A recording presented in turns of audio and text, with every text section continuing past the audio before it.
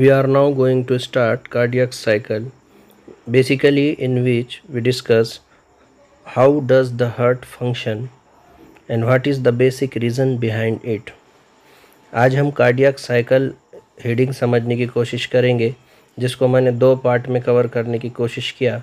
अभी जो वीडियो है ये पार्ट फर्स्ट के फॉर्म में हम डिस्कस कर रहे हैं। नेक्स्ट वीडियो में हम ये टॉपिक पूरा कंप्लीट करेंगे, ठीक है।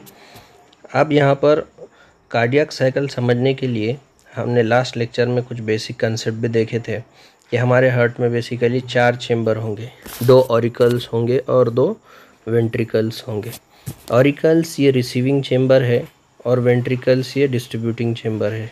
अब ऑरिकल्स से ब्लड अगर वेंट्रिकल्स में पहुंचाना है तो ऑरिकल्स को कॉन्ट्रैक्ट भी होना पड़ेगा, और वेंट्रिकल्स से ब्लड अगर ब्लड वेसल्स तक पहुंचाना है तो वेंट्रिकल्स को कॉन्ट्रैक्ट होना पड़ेगा, तो ज़्यादा अच्छी एफिशिएंसी से ब्लड ट्रांसफ़र हो सकेगा। इसके लिए हमारे हार्ट में कुछ इवेंट्स होंगे, कुछ प्रोसेस होंगे, जिसको मैंने 3 अलग अलग पार्ट में सेपरेट किया। पहला है जॉइंट डायस्टोल। जॉइंट डायस्टोल के कंडीशन में हमारे ऑरिकल्स और वेंट्रिकल्स दोनों भी रिलैक्स कंडीशन में होंगे। जॉइंट डायस्टोल की कंडीशन 0.4 सेकंड की होंगी। इस कंडीशन में ब्लड का क्या बिहेवियर होगा, किस तरीके से ब्लड ऑरिकल्स में आएगा और वेंट्रिकल्स में जाएगा, ये आगे और हम डिस्कस करेंगे। लेकिन एक बेसिक स्टेटमेंट यहाँ पर मैंने पॉइंट आउट किया हूँ, in which all 4 chambers in relax state. मतलब सिंपल है, जॉइंट डायस्टोल में चारों भी चेम्बर हमारे रिलैक्स्ड स्टेट में होंगे। उसके बाद जो पहला इवेंट होगा जॉइंट डायस्टोल के बाद हार्ट में हमारे, वो है एट्रियल सिस्टोल, जो 0.1 सेकंड की होंगी। Atrial systole is nothing but a atrial contraction. हमारा जो एट्रिया है ये कॉन्ट्रैक्ट होगा एट्रियल सिस्टोल की कंडीशन में, in which contraction of auricle takes place. मतलब हमारा जो ऑरिकल्स है ये ऑरिकल्स कॉन्ट्रैक्ट होगा, SA नोड इलेक्ट्रिकल इम्पल्स को जनरेट करेंगी, जैसे मैंने यहाँ पर डायग्राम में मेंशन किया हुआ हूँ। SA node electrical impulse generate कर रही है और ये इलेक्ट्रिकल इम्पल्स पूरे ऑरिकल्स में ट्रांसफ़र हो रही है। इस इलेक्ट्रिकल इम्पल्स के जनरेट होने की वजह से पूरे ऑरिकल्स का कॉन्ट्रैक्शन हमको देखने में मिल रहा है। इस SA नोड के इम्पल्स जनरेट करने की वजह से पूरे ऑरिकल्स में हमको कॉन्ट्रैक्शन की कंडीशन देखने को मिल रही है। एट्रियल सिस्टोल के बाद जो सेकंड कंडीशन आएंगी हार्ट की, वो है वेंट्रिकुलर सिस्टोल, जो कि 0.3 सेकंड की होंगी। वेंट्रिकल का कॉन्ट्रैक्शन हम वेंट्रिकुलर सिस्टोल में देख सकते हैं। Contraction of ventricles takes place. अब वेंट्रिकल्स का कॉन्ट्रैक्शन होने के लिए जो बेसिक कंडक्टिंग टिश्यू रिस्पॉन्सिबल रहेंगे वो रहेगा AV node, bundle of His and Purkinje fibres, जो लास्ट लेक्चर में हमने डिस्कस किए थे। SA नोड से इम्पल्स आएंगी AV नोड तक, और AV नोड से फिर रिमेनिंग्स जो हमारे नोडल टिश्यूज़ है और बंडल्स है, फाइबर्स है, वहाँ पर ये इम्पल्स ट्रांसफ़र होंगी, और इस इम्पल्स ट्रांसफ़र होने की वजह से हमारे हार्ट में कॉन्ट्रैक्शन होगा। अब ये जो इम्पल्स है ये हार्ट के मसल्स में ऐसा क्या करती है परफॉर्मेंस, ऐसा क्या इवेंट्स होते हैं जिसकी वजह से हमारे ऑरिकल्स और वेंट्रिकल्स कॉन्ट्रैक्ट होते हैं, ये हम आगे डिटेल में डिस्कस करेंगे। ये ऑरिकल्स, ये वेंट्रिकल्स कैसे कॉन्ट्रैक्ट होते हैं, ये समझने के लिए कुछ इवेंट्स, कुछ बेसिक इवेंट्स इंशाल्लाह हम नेक्स्ट वीडियो में डिस्कस करेंगे। हेडिंग का रेफरेंस मैंने यहाँ पर मेंशन किया, रेफरेंस जो कि कार्डियक साइकिल हेडिंग से बिलोंग करता है, पेज नंबर 284 पर ये मेंशन किया हुआ है। हेडिंग नंबर भी मैंने यहाँ पर मेंशन किया है। ये लेक्चर देखने के बाद ये हेडिंग अच्छे से पढ़ना ज़रूरी है, तो और अच्छे से हमको NCERT की अंडरस्टैंडिंग होगी और इसके MCQs हम आसानी से सॉल्व कर सकेंगे। डायग्रामेटिक रिप्रेजेंटेशन मैंने यहाँ पर किया, 3 अलग अलग इवेंट्स बताने की कोशिश किया, जिसमें पहला इवेंट है कार्डियक डायस्टोल, जिसको मैंने पीछे जॉइंट डायस्टोल के हेडिंग से मेंशन किया था।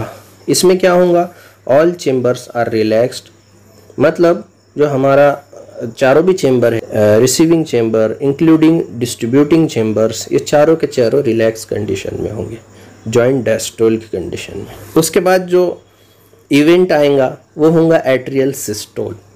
एट्रियल सिस्टोल में हमारे एट्रिया कॉन्ट्रैक्ट होंगे और वेंट्रिकल्स की रिलैक्स पोजीशन रहेंगी, मतलब ऑरिकल्स जब कॉन्ट्रैक्ट होंगे तो ब्लड वेंट्रिकल्स में जाहिर सी बात है आएगा, तो उस केस में हमारे वेंट्रिकल्स रिलैक्स पोजीशन में होंगे, उसको हम बोलेंगे ventricular diastole and auricular systole.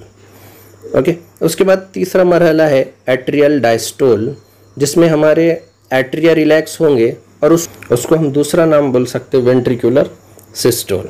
Ventricular systole में क्या होगा, हमारे वेंट्रिकल्स कॉन्ट्रैक्ट होंगे और ऑरिकल्स रिलैक्स होंगे रहेंगे। जैसे मैंने हेडिंग में यहाँ पर पॉइंट आउट किया हुआ हूँ, flow of blood during cardiac cycle.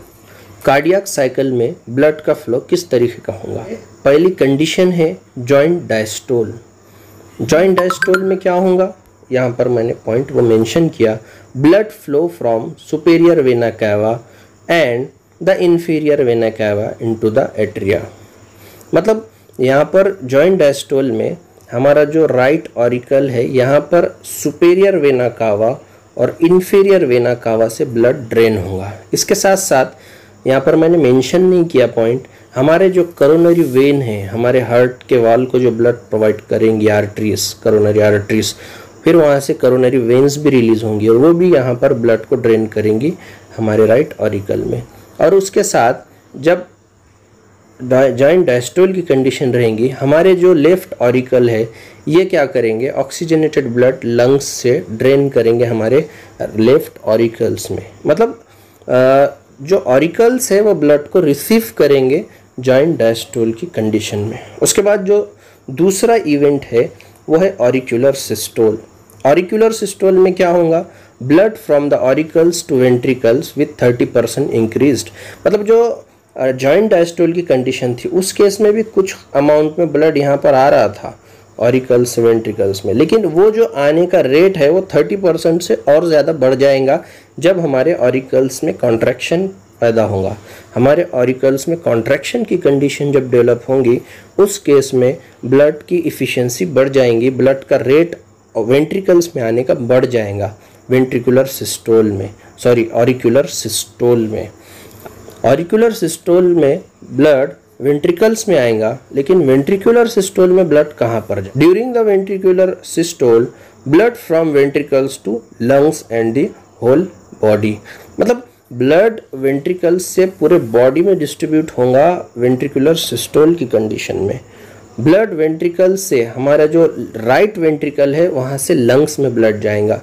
जो ब्लू कलर से जो पॉइंट किया हुआ है वो डीऑक्सीजनेटेड ब्लड है जो ऑक्सीजनेशन के लिए लंग्स में जा रहा है, ठीक है।